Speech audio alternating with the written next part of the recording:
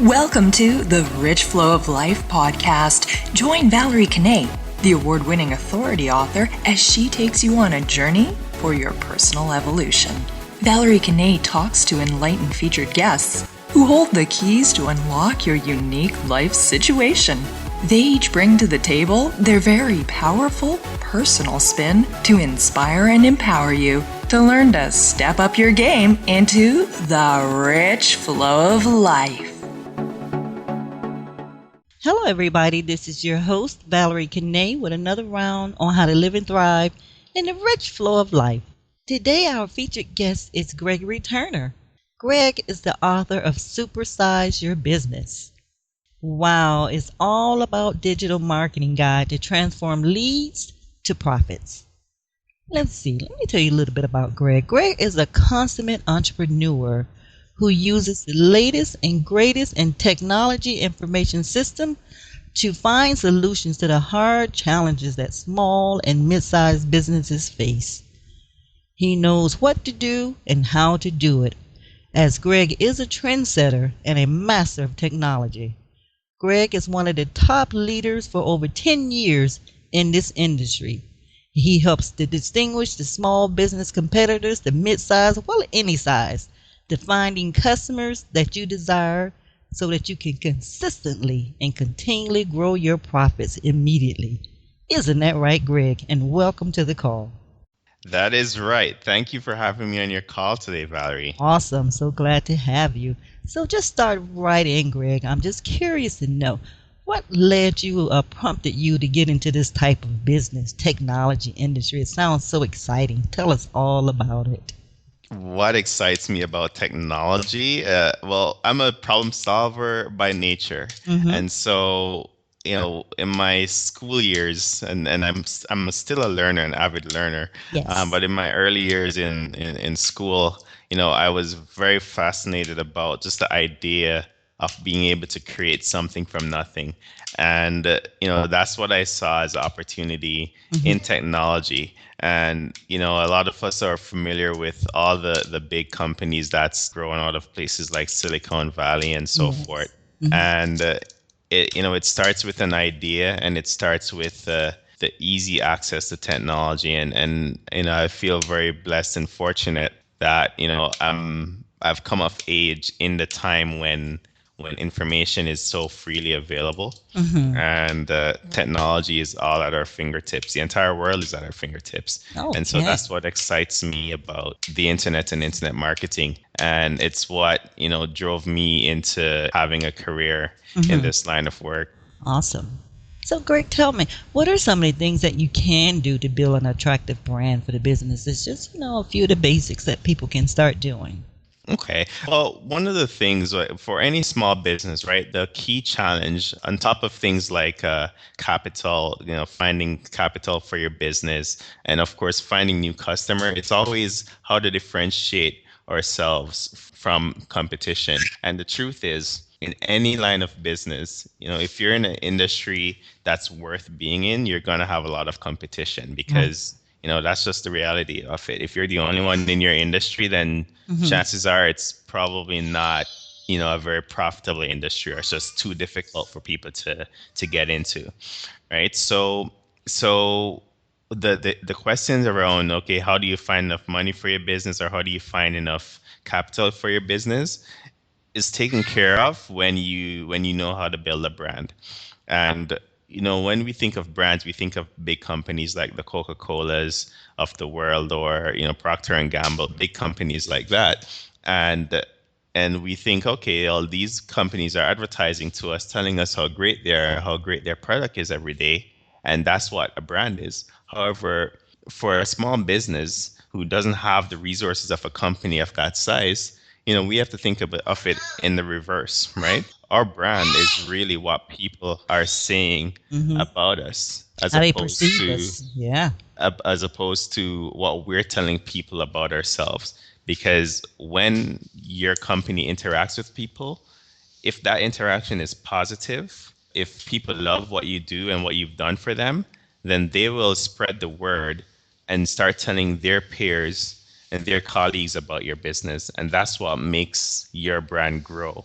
So as a small business, we have to think about what is it that we stand for the people that we're out there to serve. And when we figure that out, and when we establish ourselves and know what we represent and how we represent it to the people and how we want them to know us, then everything else starts to come in place as to what your product should be and what your service is from end to end, from the first interaction to the completion of whatever product or service that you offer. All that comes to play once you've decided, what your brand should be. Hmm. I get you. I hear what you're saying, and getting other people to advocate for you. Once you get those brand loyalists and advocates in your behalf, then the hardest part is done. So then you want to move on to the next thing, which is to naturally to get profits in your business using social media. How do people use social media to get profits in their business? Well, once again, it comes back to just us being so fortunate to have the tools that we have at our disposal. So, the beauty of our time, right? And what we have at our disposal is that it has never been this easy at any point in history to reach and speak to so many people at any given time. If you think about it, if we go on Facebook, we can connect to someone who's in China or Australia in a matter of a second, right? Think of any celebrity out there. Think of the president. You can send him a message on Twitter, and I'm sure he has people who check that for him. But there's a very high possibility that if you send something that something positive, not negative, but if you send something that they think is important, they would get it. Whereas maybe 40 years ago, you'd have to send something through the US Postal Service, and hopefully they'll pass it on to the president's desk or whoever it is that you want to reach out to. So, connecting with people is so much easier today. And from a business perspective, that's really important. And it's an advantage that we have, where we no longer have to go through all the gatekeepers in order to be successful.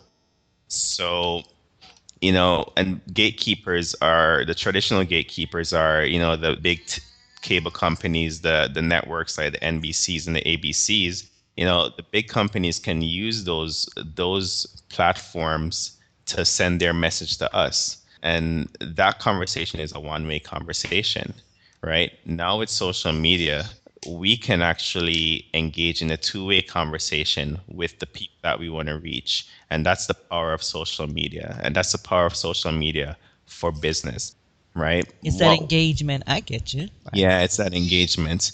And, what we've been able to do, which is very different from, say, 20 years ago, is that we can have this conversation. We can do real-time market research and know exactly what people feel about what it is that we're doing without having to go through, more some of the more expensive research or, interactions that we would have to do in the past. So the difference, though, and this is something that I help my clients with, is to know that with social media, it's very different in the sense that you can't just be telling people what it is that you want them to know about you. Your conversation has to be authentic. And authenticity is very important today. And that's changed the way that we as people interact with the media, because now we judge everything based on authenticity, whereas before we would have maybe second thoughts about what we're hearing. However, we wouldn't have a way of communicating that. So for a small business on social media, what I always recommend is to have an authentic conversation, right? Don't just be buy, like sell, buy what I have, buy what I have, right? Which is what you Look get at me, from. look at me. Yeah, you got to Exactly. consider your customer, your client. What are their needs? And Exactly. So, yeah. So, Greg, this is awesome stuff. I like hearing you share about this, because these are things that in today's world, if you're not technological savvy or have somebody on your team that is, you're just not going to survive and thrive out here in business world anymore. So you've shed some light on that part of it for me. So the last thing I want to know is just how do you go about learning from your customers what would be the best option for their business? Like what medium would be the best to them to go through? Do you have some kind of survey yourself that you do when you question them about their business? How do you break it all down for them? Well, Valerie, this would be best for your business. This would be best for your business. How do you decipher that? Sure. So Valerie, one of the things that I do with my clients that I work with and with my own business as well is I always ask myself, what is the pain or what is the challenge that my clients or your client is going through? And how far can we separate them from that pain, right? And that's really important. And sometimes we have an idea.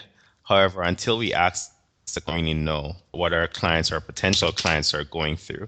So one of the things that I do on social media, I put together quizzes or surveys and just put that out to a lot of people to get their feedback and start a conversation. And what I find is people start speaking to each other and they start speaking to us as the business as well.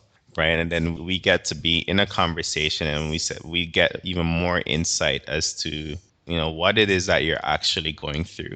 Because we don't know that, especially as entrepreneurs, then it makes it very difficult for us to give them the right service or the right product. Absolutely.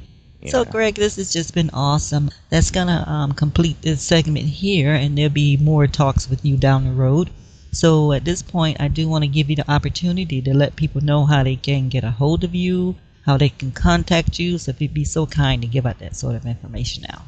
Sure. So you can follow me on Twitter. Mm-hmm. My Twitter account is my Twitter handle is Supersize99, and my website is supersizeyourbusiness.net. Wow. Okay.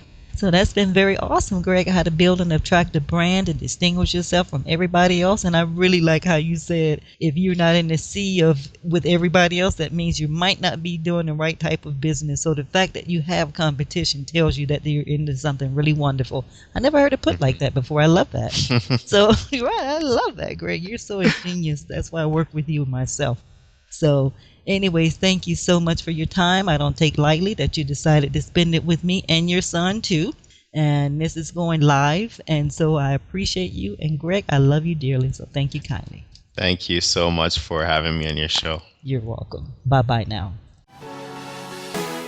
You have been listening to the Rich Flow of Life podcast with host Valerie Kanay. We're most appreciative you took the time to be with us. And thank you. For more action, go subscribe to Valerie Kanay Talks YouTube channel and like us on Facebook at Valerie Kanay Talks and follow us on Twitter at Valerie Kanay. Until next time, we love ya.